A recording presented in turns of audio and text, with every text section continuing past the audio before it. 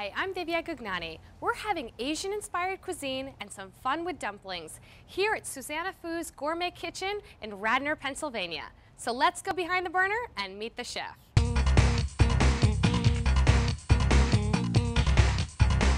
I'm here with chef owner Susanna Foo. Susanna, beautiful ingredients, crab, shrimp. What are you making for us? I'm going to use, because it's summertime, I'm going to use the Maryland fresh crab, making a crab ravioli with Chinese techniques.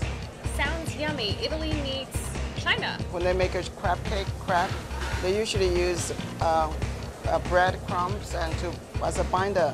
But for Chinese, we usually use shrimp.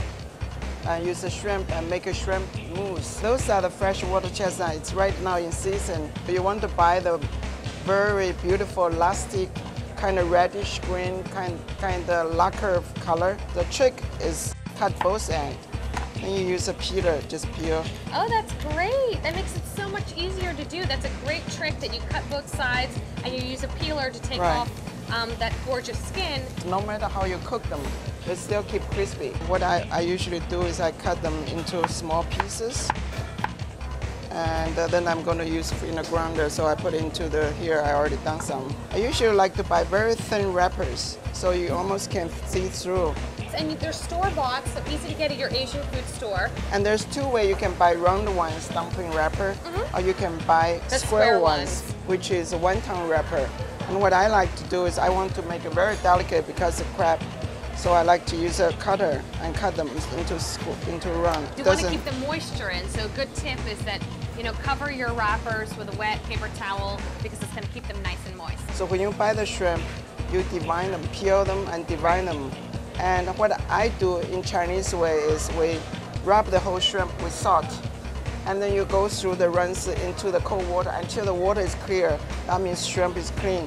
Then you use a towel. Paper towel to dry clean. The excess moisture off. Right, so the shrimp will be very clean. I like to use scallion because it gets a good flavor, but I don't want to use a green one. So I usually use the white parts and I cut into small pieces. So now it's time for the Cuisinart, right? Yes, with this modern technique, it used to be with chopping up with the knife cleavers. Now I'm just going to use the Cuisinart to do the whole thing. I'm going to put the scallion first to chop that up a little bit. Then I'm going to add the water chestnut. So pulse and go till you get a rough chopped scallion and water chestnut. Then I put the shrimp in here. If you put the shrimp first, then you won't be able to chop the vegetables. So you get a coarsely chopped shrimp in here. Then I add the heavy cream, add the vodka, white pepper, salt. And the Chinese, when we do stuffing, always have a sesame oil. Like 1 tablespoon sesame oil. Give it a wonderful really nice earthy nuttiness. Yes, this is like a fine puree. We use this as a binder for the crab.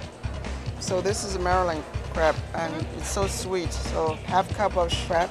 Lightly incorporated. Yeah, folded together. Sometimes people like to use egg white, but I use just the water and your finger. This is the glue. This is what gets it to stick together, right? Yes.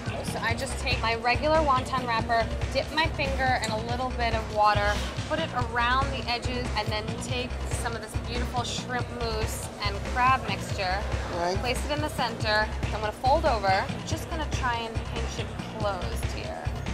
And then you go.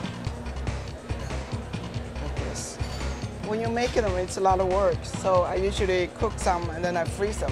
I put on a sheet pan with a parchment paper. I put it in a plastic bag, a zip-zag bag. Yeah. I keep it in the freezer. Then whenever you need it, you just take it out and use them. So we're sauteing our olive oil, shallots, and garlic. Yeah, and I cook the stock. Stock? Yes. So what kind of stock is that? Chicken stock. You want to bring that to a boil? Right. Cook like 5–10 minutes so the flavor comes out into the stock. So you're ready for the soybean? Yes. And put it all in? And I put ½ cup of peas and I turn off the heat. A little bit of blanched basil and blanched coriander. Right. And it's a beautiful color. Yeah, it's gorgeous. Needs a little salt. So our sauce is ready. The technique is you want the bottom crispy and the top is steamed. So what I do is I put a little bit of oil in here, like 1 tablespoon. And the pot's not too hot. And you kind of put the dumpling, put the ravioli in here. Just a little bit of water to steam and cooking. So you cover.